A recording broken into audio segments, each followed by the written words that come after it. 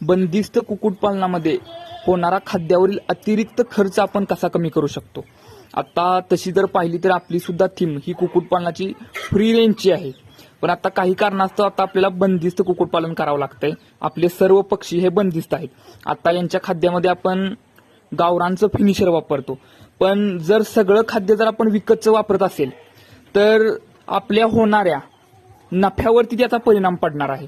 जिथे तुम्हाला 4 पैसे मिळायचे आहेत तिथे तुम्हाला बाहेरच्या खाद्यानं 2च पैसे मिळणार आहेत। तर तो खाद्यावरचा खर्च तुम्ही कसा कमी करू शकता। आता व्हिडिओ समोर तुम्ही पाहू शकता, आपल्या शेतामध्ये जे तण असते ते तण कापून आणून त्या तणाची कुट्टी करून आपण आपल्या पक्ष्यांच्या समोर टाकलेलं आहे आणि पक्षी ते तण कसं खाताय तुम्ही व्हिडिओमध्ये पाहताय।